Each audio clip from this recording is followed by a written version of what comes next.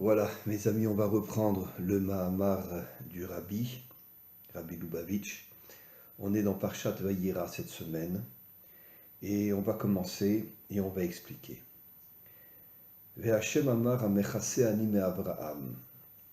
Est-ce que je vais cacher à Abraham que je peux détruire Sodome? Et donc Hachem ne voulait pas le cacher à Abraham. La différence entre Abraham et Noach, c'est que quand Hachem a dit à Noach qu'il allait détruire le monde, Noach n'a rien fait. Il n'a pas prié pour sauver le monde. Par contre, malgré que les gens de Sodome étaient des gens d'une corruption et d'une débauche inimaginable, Abraham, malgré tout, a prié pour les gens de Sodome, pour essayer de les sauver. C'est pour ça que Amechase Ani Abraham, est-ce que je vais cacher à Abraham que je veux détruire Sodome? Et on continue. Abraham Ayou Yé les Goy Gadol. Abraham sera Goy Gadol. Ça veut dire quoi Goy Gadol? C'est pas dans le sens d'un peuple immense comme les Chinois ou comme les Russes, etc. Mais Goy Gadol veut dire que, en vérité, comme je l'ai souvent expliqué, Abraham au départ n'était pas juif, ni lui ni son épouse. Ils se sont convertis quand ils sont arrivés en Eretz Israël. Et Goy Gadol signifie que finalement Israël va devenir le peuple de Dieu. Et toute la mission d'Israël, c'est de purifier le monde. Alors évidemment, ça ne s'est pas fait, ça ne se fera qu'au moment de la délivrance finale, parce que malheureusement, Israël, comme toutes les nations, est énormément tombé. Mais il y a une différence quand même. Israël est tombé parce qu'il a eu tellement de souffrances. La Shoah, l'Inquisition, les pogroms, les croisades, etc., sans parler des 3 premiers exils, l'exil de Babel, l'exil de Perse, l'exil de Grèce. C'est vrai que le dernier exil est le pire de tous, parce que c'est là qu'il y a eu le plus de souffrances. Et donc, finalement, Israël s'est déconnecté de Dieu. Pas dans le sens que Israël voulait profiter de ce monde, mais ils n'ont pas compris Dieu. Comment on peut avoir tellement de souffrances? Comment c'est possible? Et donc, la grande majorité des Juifs se sont déconnectés de Dieu. C'est pour ça que Yé les Goy Gadol, au moment de la délivrance finale, c'est au futur, Israël fera Teshuvah, ainsi que les 70 nations adamiques, et ils reviendront vers Hachem. Ki yadativ leman asher yetzave beshomru derer Hachem, la'asot tzedaka ou mishpat. Et Israël fera la tzedaka et le mishpat. Qu'est-ce que ça veut dire la tzedaka? Ça veut dire que Israël aidera tous les peuples à s'en sortir. La tzedaka, c'est d'une certaine manière donner de l'argent aux pauvres pour qu'ils s'en sortent. Ou mishpat. Mishpat, ça sera le jugement contre tous les méchants de ce monde, afin finalement de les éliminer. Ou medayek beze baal yom hauledet. Et un des rabbis dit la chose suivante, pas le rabbi Lubavitch. Arrête derech Hashem zeu Torah ou mitzvot. On le sait, c'est marqué dans le Talmud, c'est marqué dans le Zohar. Derech Hashem, c'est la Torah et les mitzvot. Veinken mamosif akatuv belaasot tzedaka. La tzedaka, c'est aussi une mitzvah. Alors pourquoi on doit rajouter que Israël fera la tzedaka et le mishpat, puisque le mishpat est aussi une mitzvah, la tzedaka est aussi une mitzvah. Alors, il explique quelque chose d'extraordinaire. Derer Hashem yamshacha min mala lemata. En vérité, la tzedaka et le mishpat sont des actions dans le monde d'en bas, comme on va l'expliquer. Par contre, la grande majorité des mitzvot sont mil mala lemata. Ça veut dire que les mitzvot viennent d'en haut, et bien sûr c'est l'homme dans le monde matériel qui a accompli les mitzvot, mais malgré tout les mitzvot viennent d'en haut. Par contre, la tzedaka et le mishpat, yavoda beprinat mil mata lemala. Le jugement et la tzedaka, c'est milmata lemala. Ça veut dire que ça commence à partir du bas pour monter jusqu'en haut. À Avoda de Or Choser, c'est ce qu'on appelle la Avoda de la lumière qui se réveille. On sait que le Or Aganouz, la lumière cachée, est dans le monde matériel. Personne ne peut imaginer que la lumière de Dieu se trouve dans le monde matériel, mais d'un autre côté, elle est cachée dans le monde matériel, et la Tzedaka et le Mishpat réveillent cette lumière cachée, et d'une certaine manière, cette lumière commence à briller dans la tzedaka, dans le fait qu'on donne de l'argent aux pauvres, et dans le mishpat, c'est-à-dire dans le jugement de tous les méchants de ce monde. On continue. Veine, apasuk ki yadati veshamru dera Hashem lasot tzedaka u mishpat nitvaer be'emsher, ובמאמר זה מבואר הפסוק באופן אחר. Alors il y a une autre explication dans ce verset qui en vérité les mitzvot derer Hashem, c'est les mitzvot qui viennent d'en haut et qui descendent dans le bas, et la tzedaka et le mishpat viennent d'en bas et montent vers le haut. נוסף על זה שבמאמר הראשון מתחיל בפסוק ידעתי ובמאמר השני מתחיל בפסוק השם מכסה אני, הנה גם בפסוק זה כי ידעתי במאמר השני מפרש באופן אחר. Alors, le rabbi va expliquer d'une autre manière, en vérité, ce qu'est Derech Hashem, qui sont les mitzvot, et ce qu'est la tzedaka et le mishpat. On va expliquer.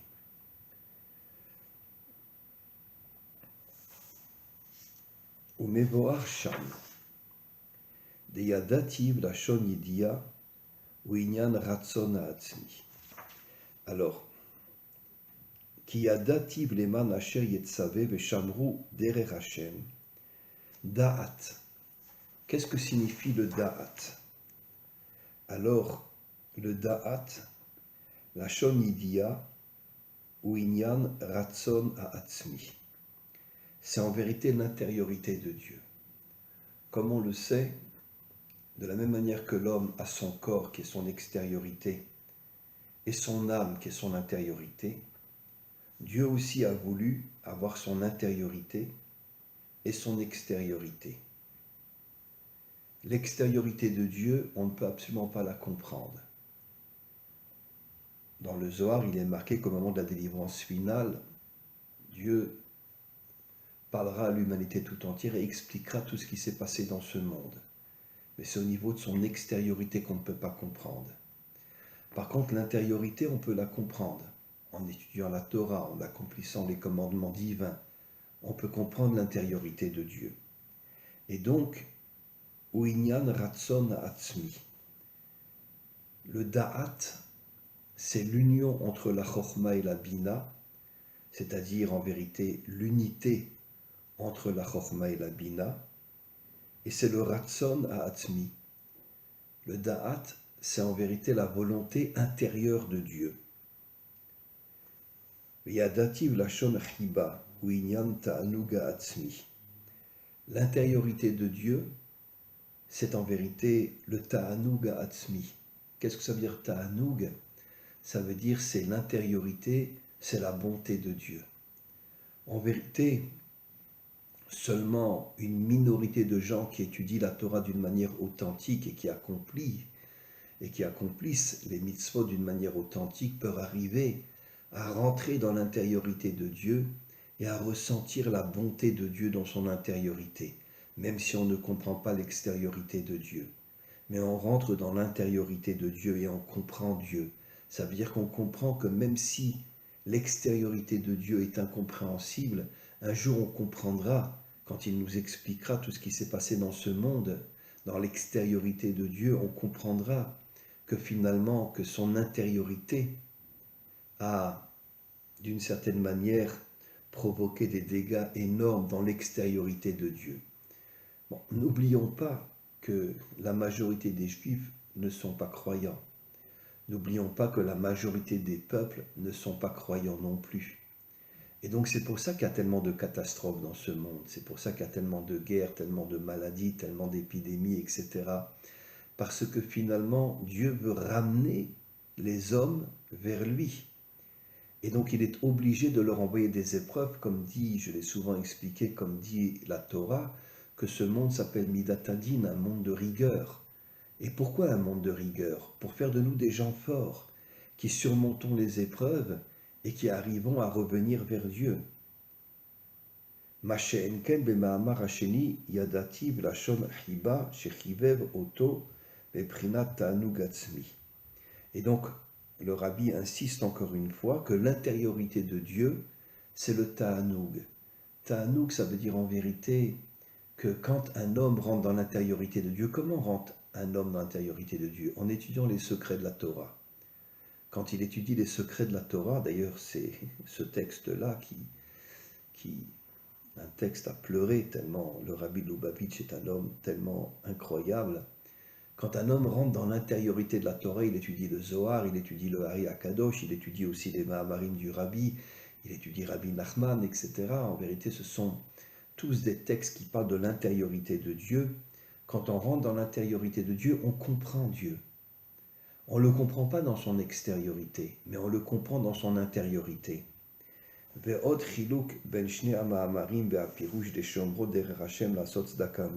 maintenant, le rabbi revient sur la tzedaka et le mishpat, arishon de la tzedaka mishpat ou à pirouche des shomeru derer Hashem. Le rabbi dit quelque chose d'extraordinaire. En vérité, les deux mitzvot les plus importantes qui nous permettent d'accomplir tous les commandements divins qui viennent d'en haut, c'est la tzedaka et le mishpat. Comme on sait que David était un juge, mais en même temps un homme d'une tzedaka inimaginable.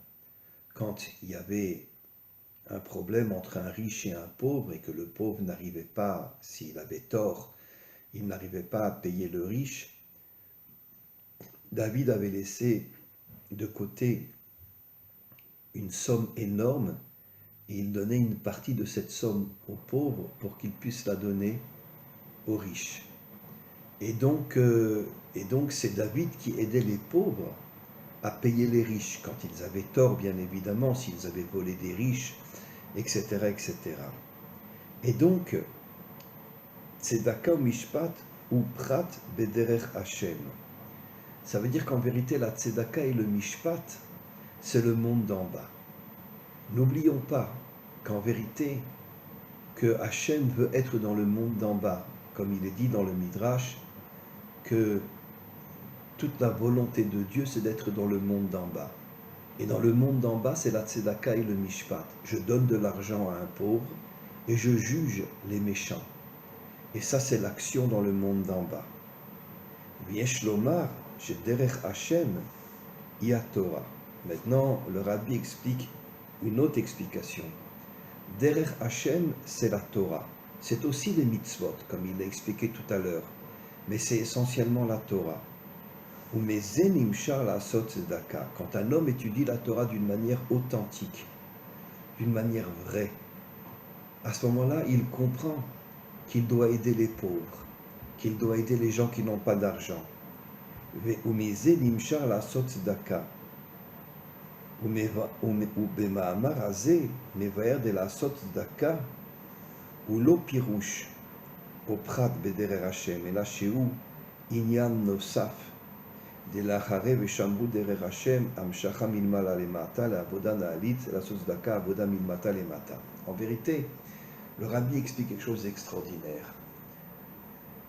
Même si la majorité des mitzvot viennent d'en haut et descendent dans le bas, les deux mitzvot les plus importantes, c'est juger les méchants, le mishpat, et donner des moyens, les moyens d'aider ceux qui sont dans la misère totale.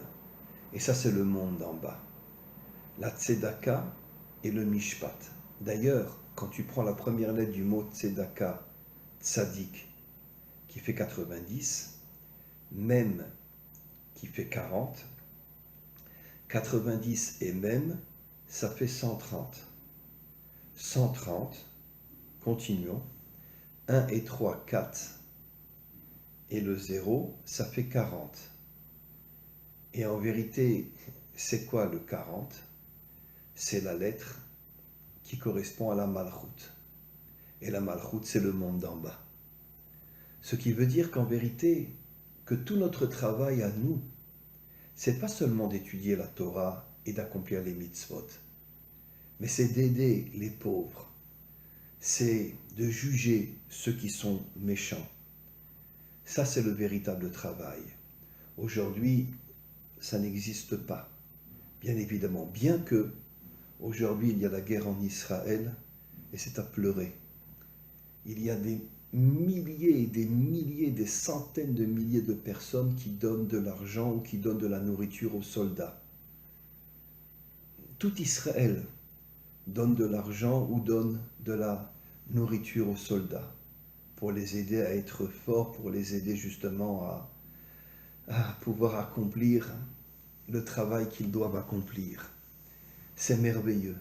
Israël a compris que finalement, il faut aider nos soldats.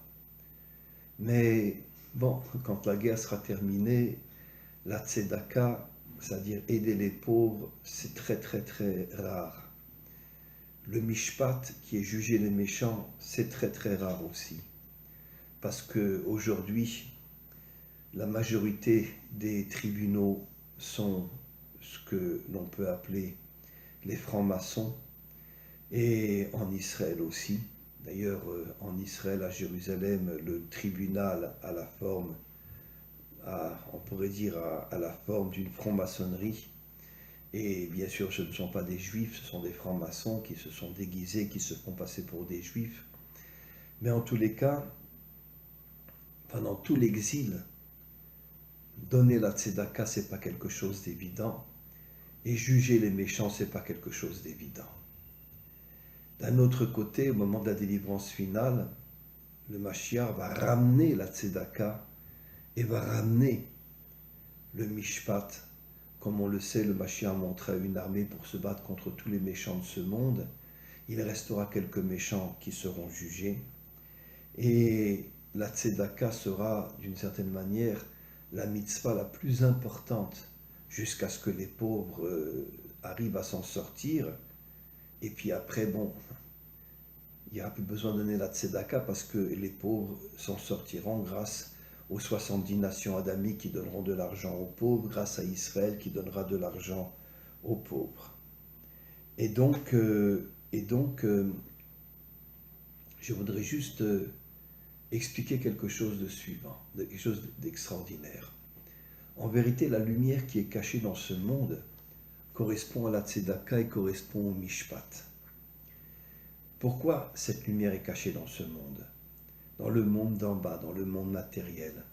Parce que tout le travail de l'homme, c'est d'aider les pauvres et de juger les méchants. C'est ça tout le travail de l'homme. Encore une fois, je me répète, aujourd'hui ça n'existe pas, parce que personne ne juge les méchants aujourd'hui et personne n'aide les pauvres.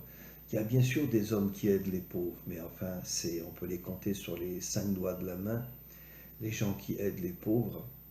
Et donc, au moment de la délivrance finale, la lumière qui est cachée dans ce monde va se dévoiler, et cette lumière va donner 2 dimensions, la tzedaka pour aider tous les pauvres et pour qu'ils arrivent à s'en sortir, et après, bien sûr, ils auront de l'argent et on n'aura plus besoin de leur donner de l'argent, et surtout pour juger tous les méchants qu'il y a dans ce monde.